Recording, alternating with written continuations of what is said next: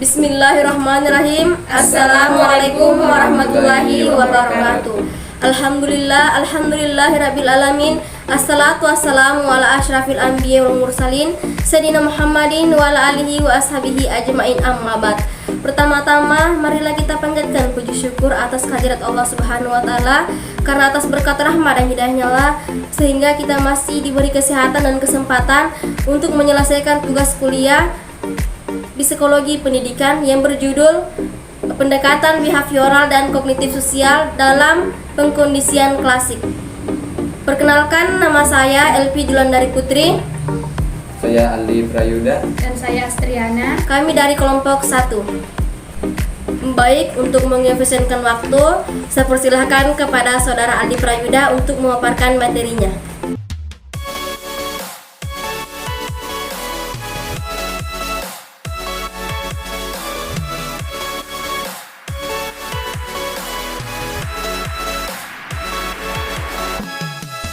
Pembahasan yang pertama itu ada eksitasi dan insibisi.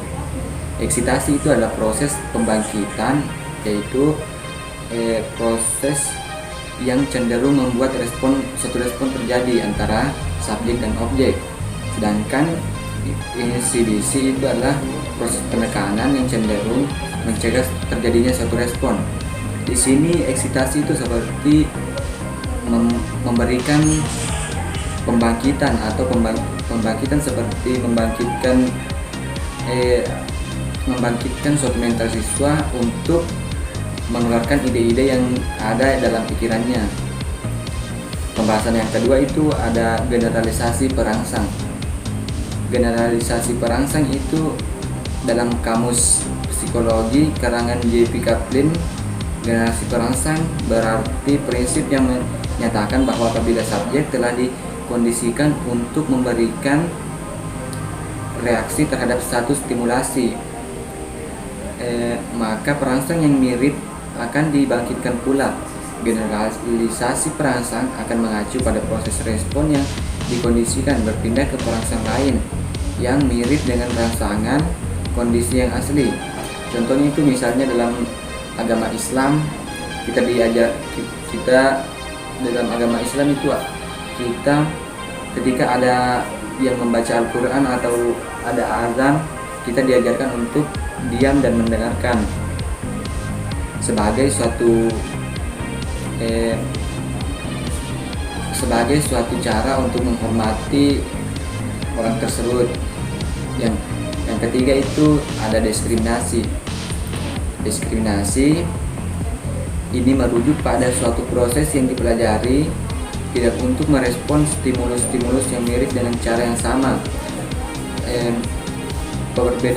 Perbandingan terbalik dengan generalisasi, maksudnya diskriminasi dengan generalisasi perangsang ini berbalik. Karena generalisasi merespon dengan cara yang sama terhadap dua stimulus yang berbeda, sedangkan diskriminasi bermaksud untuk merespon dengan cara yang berbeda. Bermaksud untuk merespon dengan cara berbeda dua stimulus yang mirip.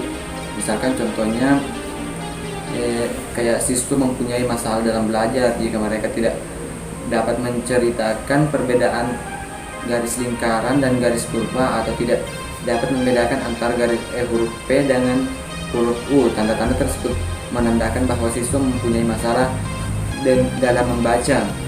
Nah, di sini dia akan mendapatkan bantuan-bantuan terhadap subjek atau guru tersebut. Yang pembahasan yang terakhir itu di bagian A ada existing. Existing merupakan suatu proses di mana respon akan dikondisikan, gagal atau hilang. Maksudnya ini kayak respon-respon yang dia dapatkan akan menghilang. Seperti contohnya itu, misal siswa senior memperingatkan kepada siswa juniornya tentang guru A yang suka marah-marah dalam mengajar. Pada tingkatan kelas berikutnya, hal tersebut membuat siswa junior merasa takut, cemas, Namun setelah beberapa minggu diajar oleh guru tersebut, ternyata guru tersebut orangnya ramah dan menyenangkan. Pada akhirnya rasa cemas dan takut pada siswa akan hilang dengan seiring berjalannya waktu. Maka respon yang diberikan oleh seniornya itu akan menghilang seiring berjalannya waktu, karena dia sudah merasakan apa yang terjadi. Nah, yang selanjutnya ada analisis perilaku terapan dalam pendidikan. Penerapan analisis perilaku terapan berfungsi untuk meningkatkan perilaku yang tidak diinginkan dan mengurangi perilaku yang tidak diinginkan. Nah, dalam hal ini diperlukan beberapa langkah dalam menganalisis perilaku terapan dalam pendidikan. Adapun langkah-langkah yang pertama yaitu observasi umum yang kemudian dapat menentukan perilaku spesifik yang perlu diubah dan diganti. Yang kedua, menentukan tujuan behavioralnya, memperkuat perilaku yang telah dipilih, melakukan program manajemen perilaku, dan mengevaluasi kesuksesan maupun kegagalan dari program tersebut. Nah, ada 3 penggunaan penting analisis perilaku dalam bidang pendidikan. Yang pertama, meningkatkan perilaku yang diharapkan atau diinginkan. Nah, dalam meningkatkan perilaku yang diharapkan, analisis perilaku terapan menganjurkan kepada pendidik untuk mencari tahu penguat apa yang paling baik bagi peserta didik yang nantinya didapatkan penguat tertentu. Ada 4 jadwal penguat yang utama. Yang pertama, jadwal rasio tetap. Yang kedua, jadwal rasio variabel. Yang ketiga, interval tetap. Dan yang terakhir, interval variabel. Nah, yang selanjutnya, yang kedua, menggunakan dorongan atau prompit dan pembentukan shaping. Dorongan atau prompit merupakan isyarat tambahan yang diberikan sebelum respon dan meningkatkan kemungkinan respon itu akan terjadi. Sedangkan pembentukan atau shaping merupakan suatu pengajaran perilaku baru yang diperkuat dengan perilaku sasaran. Dan yang ketiga, mengurangi perilaku yang tidak diharapkan. Baik, saya akan melanjutkan pembahasan yang ketiga, yaitu pendekatan kognitif untuk pembelajaran. Pendekatan kognitif pada umumnya menekankan pada proses internal, yaitu mental manusia. Pada proses ini, mental manusia itu dilihat dari tingkah laku manusia. Untuk mengetahui mental manusia atau tingkah lakunya sebagai bentuk responnya, bisa dilihat dari bagaimana cara kita mengetahui individu dan memahami dirinya dan lingkungannya, atau bisa dilihat bagaimana cara manusia mengaplikasikan ilmu atau informasi yang ia peroleh. Nah, kita bisa mengambil contoh untuk menggambarkan bagaimana proses pendekatan kognitif untuk pembelajaran. Pada saat anak mendapatkan materi matematika, pada saat itu materi matematika memberikan peluang.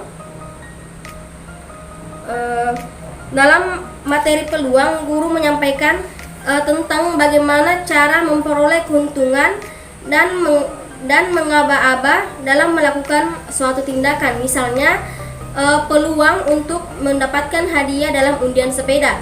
Dalam peluang pastinya diajarkan berbagai cara atau rumus untuk mengetahuinya. Sehingga dalam penerapannya anak itu bisa berpikir bagaimana cara memperoleh hadiah sepeda secara sistematis.